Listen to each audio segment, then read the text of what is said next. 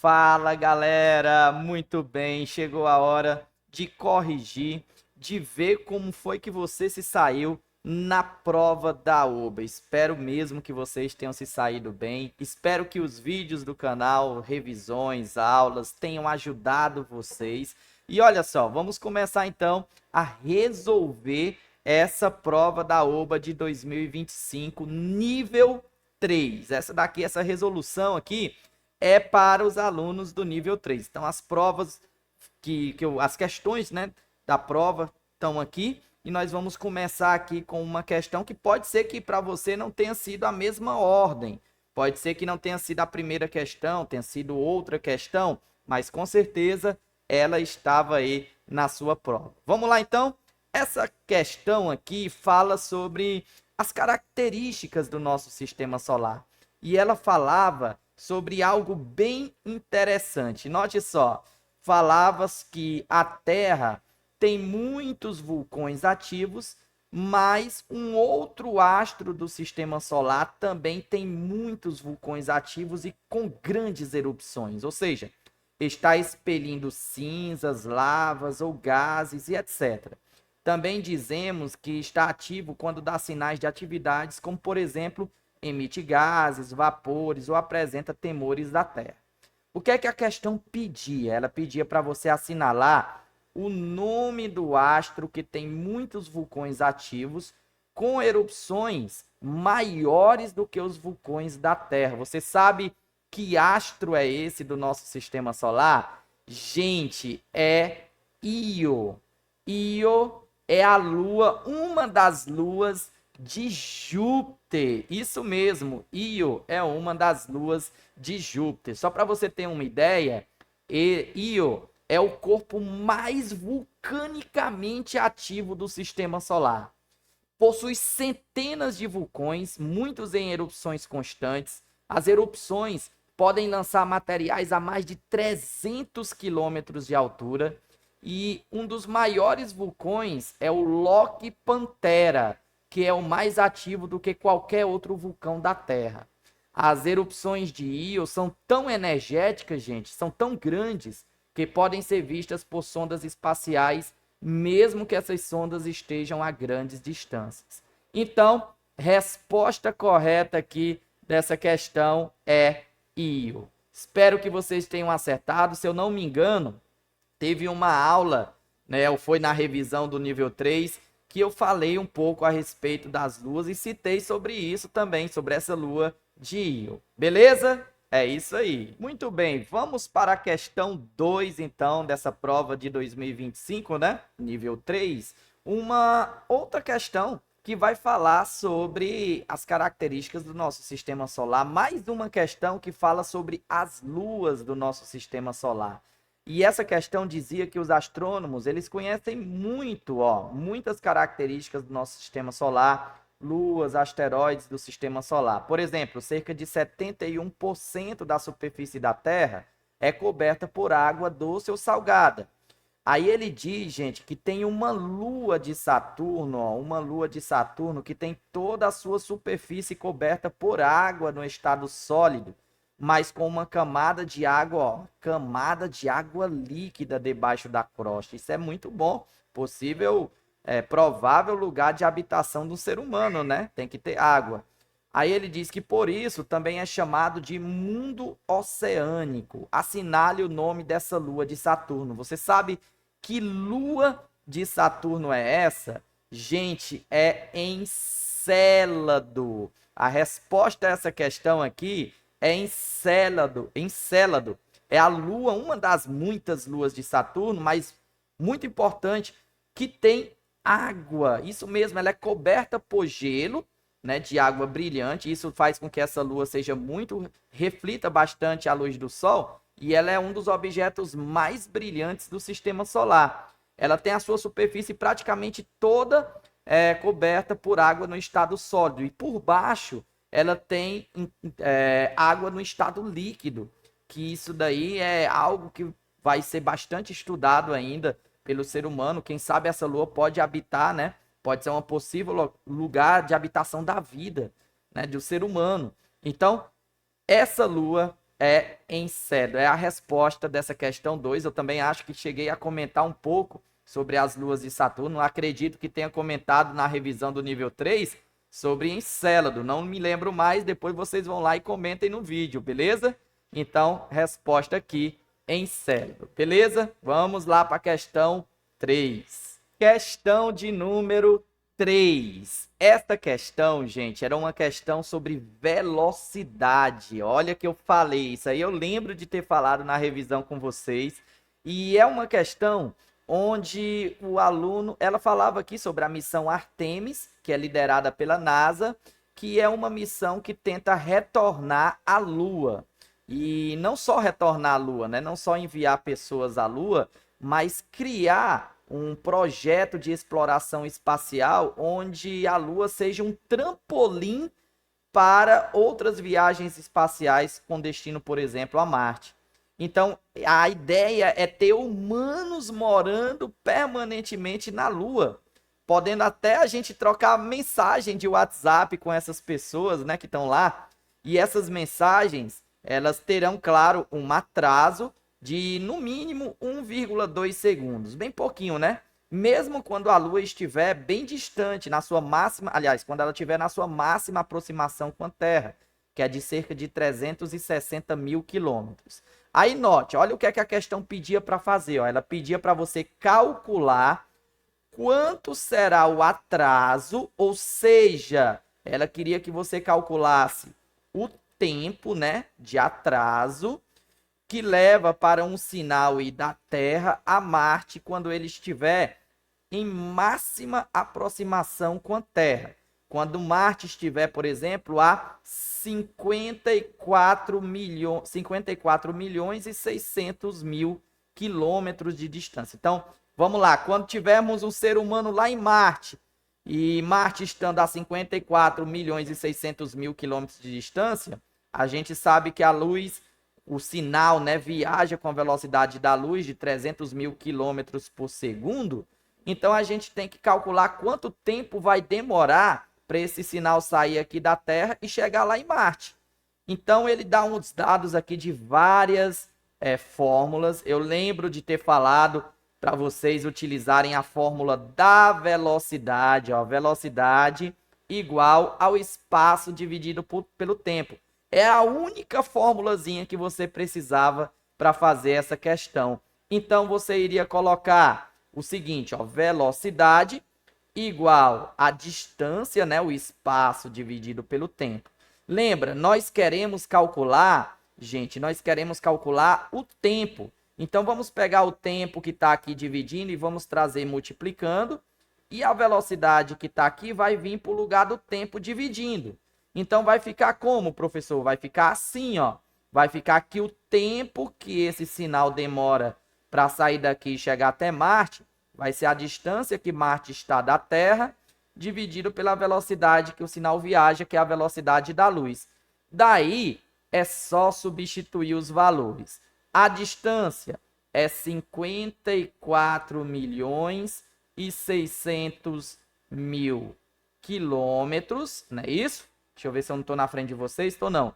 E a velocidade é de 300 mil quilômetros por segundo. Daí você pode, para facilitar a sua vida, cancelar 5 zerinhos de baixo com 5 zerinhos de cima. Fica 546 dividido por 3.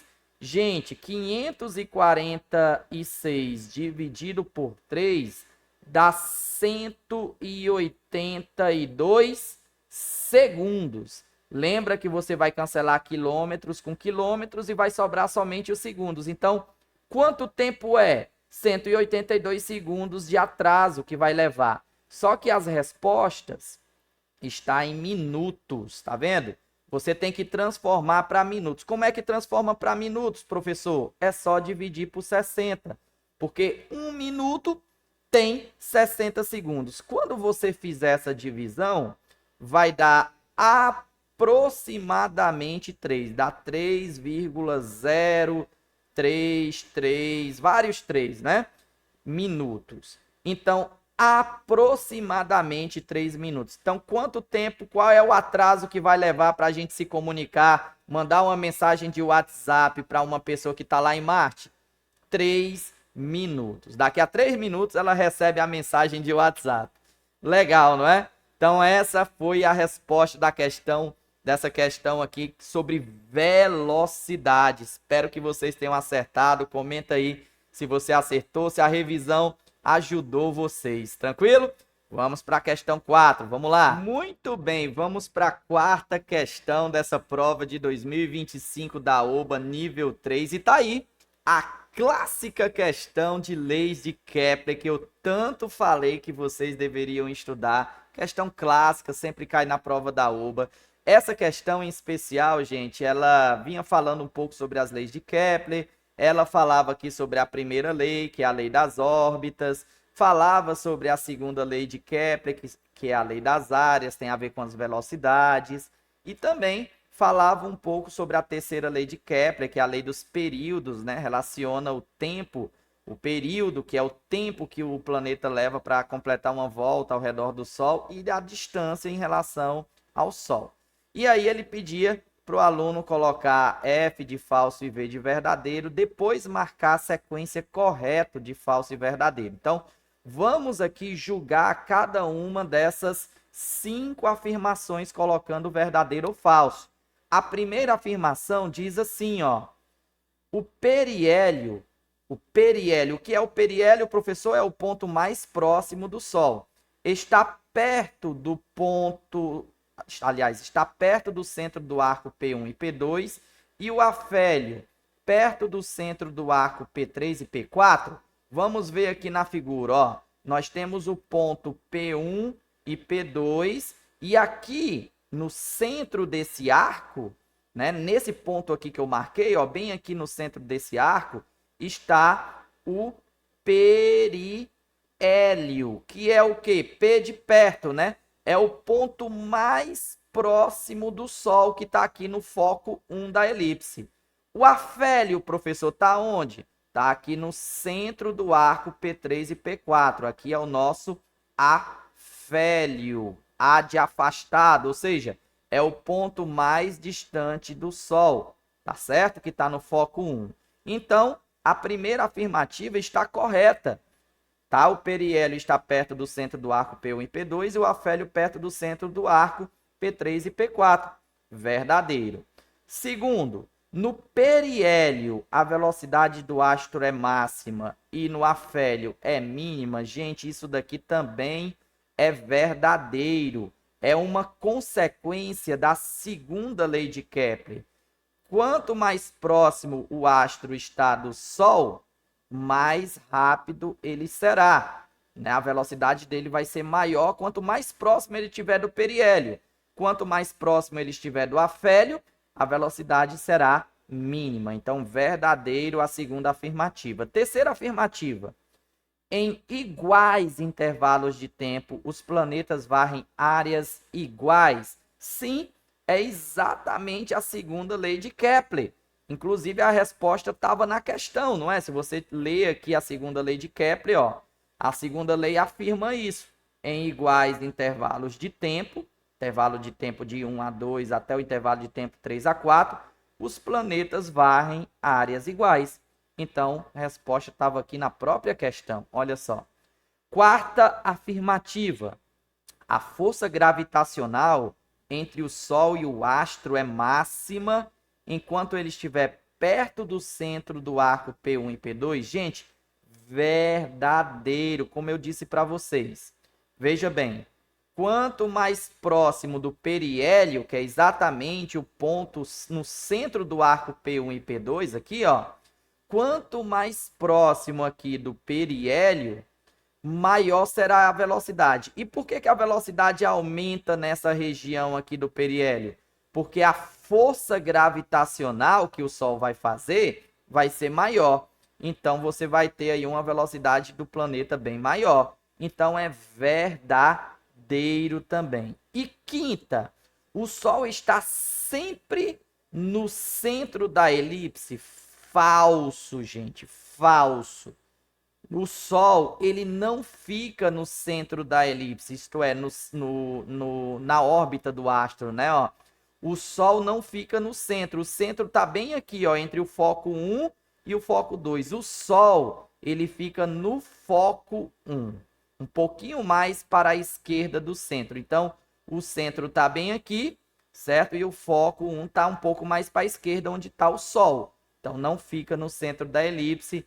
E essa alternativa aqui é falso. Portanto, a sequência correta são as 4 primeiras verdadeiras e a última falsa. Seria essa daqui, ó. As 4 primeiras verdadeiras e a última falsa. Então, você tinha que marcar essa sequência aqui. Eu tô um pouco rouco, mas foi tanta live durante essas últimas 2 semanas que eu fiquei desse jeito. Espero que você tenha acertado aí também essa questão sobre leis de Kepler. Se acertou, deixa teu comentário aí que eu publico lá no Insta. Vamos para nossa para a próxima questão. Vamos lá. Questão de número 5 da OBA aqui, da prova do nível 3 2025. E tá aí a questão clássica de constelações. Eu avisei para vocês lá na revisão que ia cair. O aulão da OBA também deu um spoilerzinho aí, né, dessa questão. Diz que vocês deveriam usar o software Stellarium, que é aquele software gratuito para observar o céu. Colocar lá o dia da prova, dia 16, imagem do Rio de Janeiro, que é do pessoal que faz a prova da OBA, e tentasse ali estudar um pouco as constelações que estão nessa imagem. Ela trouxe aqui essa imagem, tá? Tá aqui atrás de mim, mas você nem precisava, na verdade, decorar, né, o nome das constelações, porque se você seguisse a historinha que tá aqui na questão, que é a mesma história contada pelos professores do planetário da OBA para ajudar a gente a memorizar as constelações, você já conseguiria fazer essa questão. Você não precisava ter decorado antes o nome das constelações. Era só seguir a historinha que está aqui. Então, veja só, a questão, ela trazia essa imagem, que é uma imagem do dia 17 de 5 de 2024, né, do sábado, às 8 horas da noite. Então, trazia essa imagem e pedia para a gente identificar a constelação de Gêmeos, a constelação do Touro, tá? A constelação do Touro, a constelação do Cão Maior, a constelação do Cão Menor e a constelação da Lebre. Gente, os Gêmeos é muito... Constelação de Gêmeos é fácil, né? Ó, constelação de Gêmeos é essa daqui, que tem... Se você ligar as principais estrelas, parece mesmo 2 pessoas, uma do lado da outra, ó. Essa é a constelação de Gêmeos, a número 6. A constelação de Touro. A constelação de Touro, na historinha dizia que Órion estava caçando Touro. Então, a constelação de Touro está logo abaixo do Órion, que a Órion é a constelação de número 1. E Touro é essa constelação de número 9 aqui, tá vendo, ó? Constelação de número 9, bem aqui. A constelação do Cão Maior é a constelação que tem a estrela mais brilhante do céu, que é Sírius. Tá aqui, ó. Parece mesmo um cão, né? Essa é a constelação do Cão Maior, que diz que o Órion sempre leva o seu cão para junto das suas caçadas, se eu não me engano, é isso que diz lá. A do Cão Menor não parece muito não, mas dizia que estava em cima do unicórnio. Então essa daqui é a constelação do Cão Menor, constelação de número 4. E a constelação da Lebre estava aqui nos pés de Órion. Então aqui é a constelação de Lebre. Então qual seria a sequência correta? Seria Gêmeos, né? 6, 9, 3, 4... e 2. Então vamos lá, vamos procurar 6, 9, 3, 4 e 2. 6, 9, 3, 4 e 2. Se eu não me engano, é essa daqui, não é? Ó, vamos conferir. 6, a constelação dos Gêmeos. 9, a constelação do Touro. 3, a constelação do Cão Maior. 4, a constelação do Cão Menor e 2, a constelação de Lebre. É isso mesmo. Essa era a sequência correta. Espero que você tenha conseguido aí, com as dicas do vídeo, da aula de constelações, da revisão, conseguir fazer também essa questão aí sobre constelações. Beleza? Se conseguiu, ó, não deixe de dar o teu comentário aqui embaixo, como foi de ajuda para você, que eu vou publicar lá no Insta, prof.luanangelo. Vamos seguir aqui com a próxima questão. Vamos lá. Questão de número 6, prova 2025, nível 3. Tá aí. Questão clássica. Todas as provas da OBA trazem uma questão sobre as características da Terra, junto com o desenho do globo em dois momentos diferentes, né? Veio trazendo aqui, ó, algumas coisas interessantes. Por exemplo, veio trazendo aqui a perpendicular ao plano da órbita da Terra. O plano da órbita da Terra é esse plano horizontal por onde a Terra passa, né, no seu movimento de translação ao redor do Sol. E a perpendicular é essa reta que faz um ângulo de 90 graus com o plano da órbita, tá? Vem trazendo aqui, ó, o equador da Terra, tá vendo? Essa linha que eu acabei de fazer aqui é exatamente, ó, o equador da Terra. E tem aqui essas linhas tracejadas que são os trópicos, lembra? O trópico de Câncer fica aqui em cima, o trópico de Capricórnio fica no hemisfério sul. Câncer no hemisfério norte, Capricórnio no hemisfério sul. Beleza? E aqui é o equador, no meiozinho. Então, ele pede para a gente marcar verdadeiro e falso e depois colocar a sequência correta. Vamos aqui, ó, para a primeira afirmativa. A maior parte do território brasileiro está no hemisfério sul? Gente, verdadeiro. Território brasileiro, a maior parte do território brasileiro está aqui, ó, abaixo da linha do Equador, no hemisfério sul. Então, verdadeiro aqui a primeira afirmativa. A segunda afirmativa, o trópico de Câncer está no hemisfério norte e o trópico de Capricórnio no hemisfério sul? Sim, verdadeiro. Se você observar, até já coloquei lá em cima, ó. Trópico de Câncer no hemisfério norte, trópico de Capricórnio no hemisfério sul. Terceira afirmativa, no hemisfério sul, na figura A, é verão no hemisfério sul. Aliás, no hemisfério sul, na figura A, é verão, mas no hemisfério sul, na figura B, é inverno. Se você verificar aqui o hemisfério sul na figura A, é verão. Professor, por que é verão? Porque aqui na figura A, o hemisfério sul está inclinado para o lado do Sol. Então, está recebendo bem mais Sol, bem mais radiação solar do que o hemisfério norte. Então, é verão no hemisfério sul, inverno no hemisfério norte. Já na figura B, você vai observar que quem está inclinado para o lado do Sol é o hemisfério norte. Então, vai ser verão no hemisfério norte e vai ser inverno no hemisfério sul. Então, ele falou correto, né? Ó, no hemisfério sul, na figura A, é verão, mas no hemisfério sul, na figura B, é inverno. Então, verdadeiro. Quarta afirmação, que talvez tenha sido a afirmação, né, que talvez os alunos tenham mais tido dificuldade. Somente aqueles que não assistiram a minha aula de revisão, porque aqueles que assistiram não tiveram dificuldades, né? Ele falou aqui, ó, preste atenção, o ângulo entre o plano do equador da Terra e a perpendicular ao plano da órbita é 23,5 graus. Vamos olhar aqui na figura. Gente, o equador, o plano do equador da Terra é esse. E o plano da órbita, deixa eu ver se ele fala no plano da órbita, ó, plano de equador da Terra, não, e a perpendicular ao plano da órbita. Então, é esse plano do equador da Terra e aqui é a reta perpendicular ao plano da órbita. Ele está falando o seguinte, que o ângulo entre eles dois, vou pintar de vermelho para ficar melhor. Vamos ver se fica melhor de vermelho. De verdezinho, vamos lá, ó. Pintar de verde aqui o ângulo. O ângulo entre... Não, verde não fica legal. E eu tenho toque, gente. Eu quero que fique destacado. Então, aqui, ó. Esse ângulo aqui, entre a perpendicular e o plano do equador, ele está dizendo que esse ângulo é 23,5 graus. Não.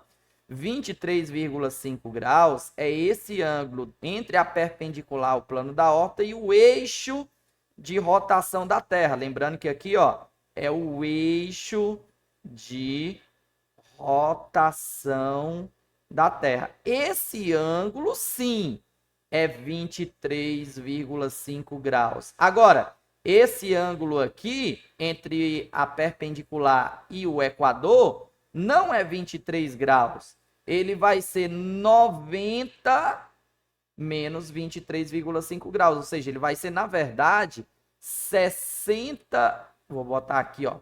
66,5 graus. Então, aquela alternativa, aquela afirmação 4 é falsa. E a afirmação 5 é verdadeira, ó. O ângulo entre o eixo de rotação da Terra e a perpendicular ao plano da órbita é 23,5 graus. Aí sim, aqui é verdadeiro, ó. O ângulo entre a perpendicular, essa reta, e o eixo de rotação da Terra. Esse ângulo, sim, é 23,5 graus. Então, qual é a sequência correta? As 3 primeiras verdadeiras, a 4ª falsa e a 5ª verdadeira. Vamos ver aqui, ó, as 3 primeiras verdadeiras, a 4ª falsa e a 5ª verdadeira. Então, correto aqui é a alternativa D.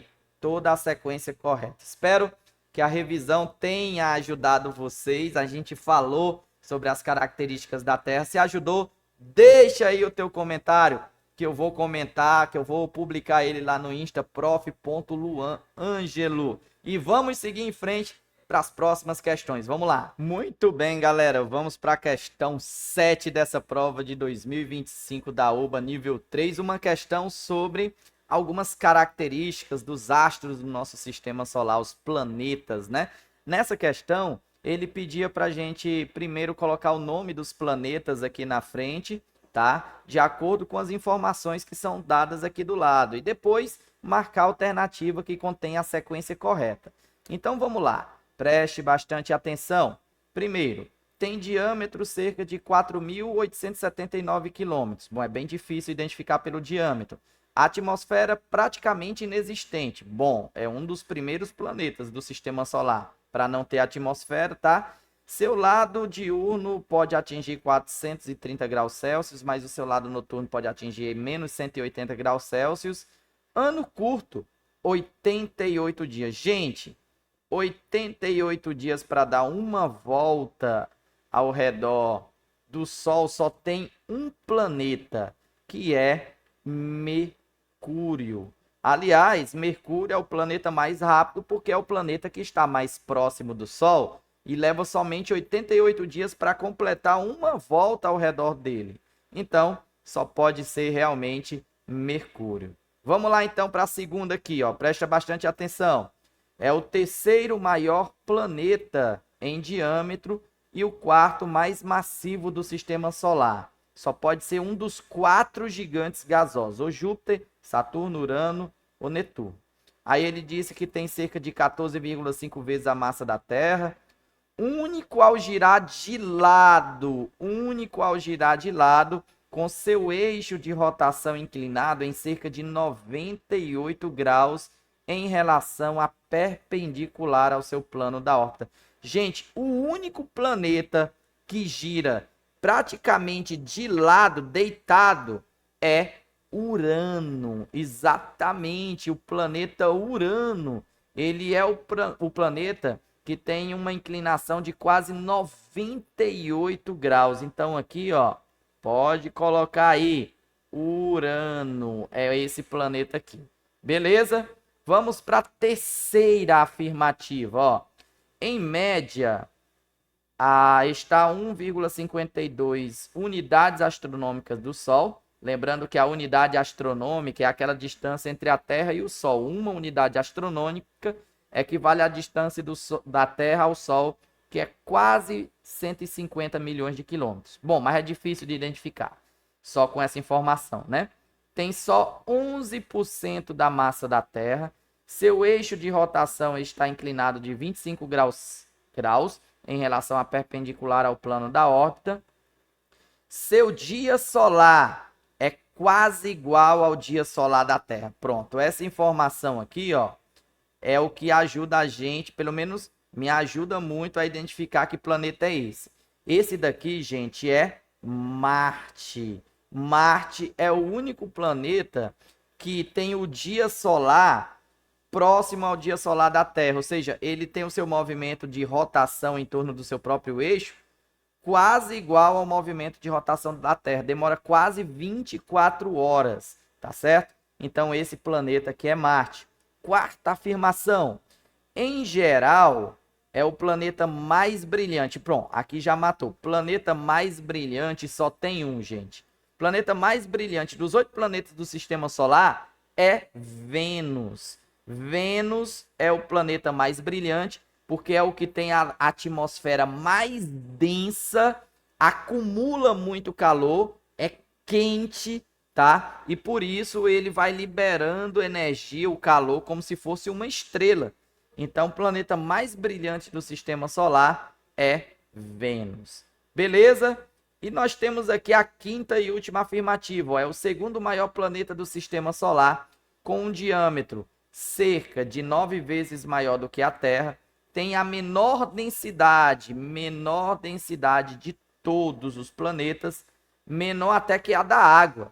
E a sua rotação é de 10,7 horas terrestres e não é Júpiter. Então, se não é Júpiter, só pode ser o quê? Saturno. Saturno. É o planeta gigante com densidade. Ele é um gigante gasoso com a densidade bem baixinha, até menor do que a densidade da água. Então, qual é a sequência correta? Mercúrio, Urano, Marte, Vênus e Saturno. Se você observar bem, ó, Mercúrio, Urano, Marte, Vênus e Saturno. Alternativa aqui, alternativa A. Beleza? Espero que tenha ajudado vocês aí. Deixa o teu like, se inscreve no canal e vamos juntos aí para mais uma questão. Agora, eu acredito que as questões de astronáutica. Vamos começar as 3 últimas questões de astronáutica da prova. Vamos lá. Questão de número 8. Primeira questão de astronáutica dessa prova de 2025, nível 3. Gente, uma questão muito fácil. Venhamos e convenhamos. Falou aqui sobre como é que funcionam os foguetes, mas é uma questão de interpretação, gente. Ele fala aqui na questão sobre foguetes e ele diz que eles sobem porque lançam gases em alta velocidade para baixo, gerando uma força para cima que é chamada força de empuxo, que vence a força peso do foguete. E ele diz que essa força depende de 2 fatores. Quais são os fatores? A quantidade de massa de propelente queimado por segundo, ou seja, quanto mais propelente for queimado, quanto mais combustível for queimado, maior vai ser, né? Mais rápido esse foguete vai para cima, né? Com mais força ele vai para cima. E depende também, ele fala aqui, ó, da velocidade com que os gases são ejetados pelo motor foguete.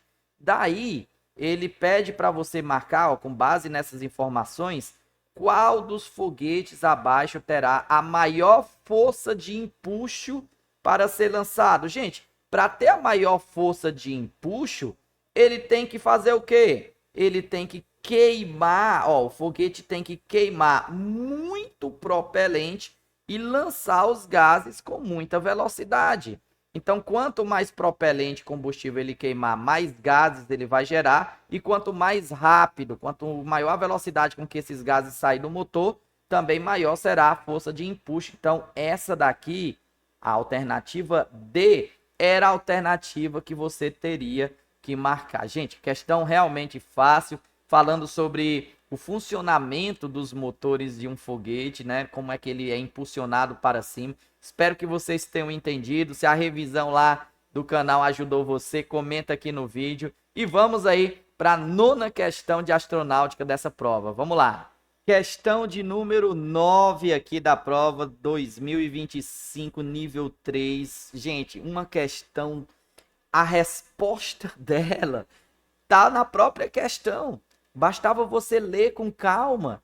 Olha só, ele fala sobre satélites, inclusive informações que eu dei na aula de satélites, na playlist lá do nível 3 e do nível 4 também, tá? Ele falava de satélites, ele fala que chamamos de satélites de órbitas baixas, aqueles que estão à altura de 400, 600 quilômetros da superfície da Terra, e como eles estão mais próximos do planeta, esses satélites conseguem dar várias voltas ao redor da Terra por dia. Ele fala de um satélite a 300 quilômetros de altitude que consegue dar uma volta em 90 minutos, ou seja, ele consegue dar 16 voltas por dia.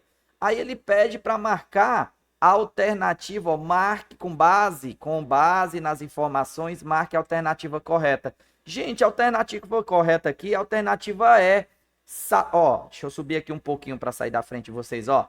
Satélites em órbitas baixas completam uma volta ao redor da Terra a cada 90 minutos e podem dar até 16 voltas por dia. Isso daqui estava na própria questão, ó.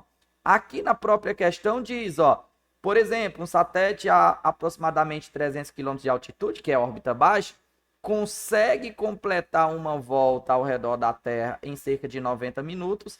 Isso significa que ele gira em torno da Terra até 16 vezes por dia. Então, veja, a resposta da questão, que a alternativa estava lá no próprio texto da questão. Então, realmente, uma questão bastante simples, beleza? Espero que as revisões tenham ajudado vocês também. Se ajudou, deixa aí o teu like, comenta aqui no vídeo.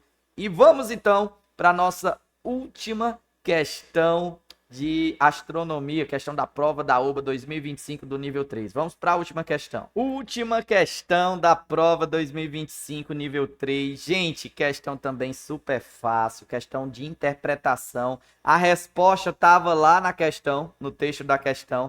E essa questão falou também de um assunto que eu falei várias vezes nas aulas sobre satélites. Ele falava de satélites geoestacionários, que está sendo desenvolvido aqui pelo Brasil. Satélite esse para manter a comunicação militar e civil. Diz que ele opera em uma órbita geoestacionária a mais de 35 mil quilômetros de altitude sobre o Equador. E ele diz que nessa posição, olha só que interessante, ó, nessa posição o satélite gira com a mesma velocidade da Terra, permanecendo fixo sobre o mesmo ponto do planeta. Note o que ele diz, ó, esse tipo de órbita, qual é a vantagem? Permite que esse satélite mantenha comunicação contínua com as antenas terrestres, cobrindo até 1/3 da superfície do planeta. Ideal para conectar todo o território brasileiro com apenas um único satélite. Então, ele pedia, com base nessas informações, assinar a alternativa correta. A alternativa correta é justamente o que está sendo dito na questão aqui de rosa que eu coloquei, ó. A alternativa correta é a alternativa D, gente. O satélite aqui está, ó, vê bem, o satélite está em uma órbita baixa. Ah, não, desculpa, não é não. Alternativa D não, desfaz. É a alternativa C. Alternativa C. A órbita geoestacionária, né, que é o nome da órbita desse satélite, permite que ele cubra cerca de 1/3 do planeta, como está sendo dito lá, ó. Ele cobre cerca de 1/3 da superfície do planeta, mantendo comunicação contínua sobre o Brasil. Como diz aqui, ó, tipo de órbita permite que ele mantenha comunicação contínua com as antenas terrestres. Então, a alternativa correta aqui é a alternativa C. É isso, gente. Finalizamos aqui. Digo para vocês que eu acredito que a nota de corte para a medalha de ouro vai subir um pouquinho, porque a prova, no meu ponto de vista, teve um grau de dificuldade bem menor do que a do ano passado. A do ano passado, o grau de dificuldade foi um pouquinho maior em relação a esse ano. Então, a nota de corte para ouro talvez suba um pouquinho. Beleza? Vamos esperar aí as notas de corte para medalhas de prata, de bronze, de ouro. Mas é isso. Espero que vocês tenham gostado, que os vídeos do canal lá, professor Luan Ângelo, de revisão, os Kahoot, tem ajudado vocês. Se ajudou, deixa o teu like, comenta aí o que você gostou, que eu vou repostar lá no Instagram, prof.luanangelo. Obrigado a todos e é isso daí, gente. Nos vemos aí nos próximos vídeos. Tchau, tchau.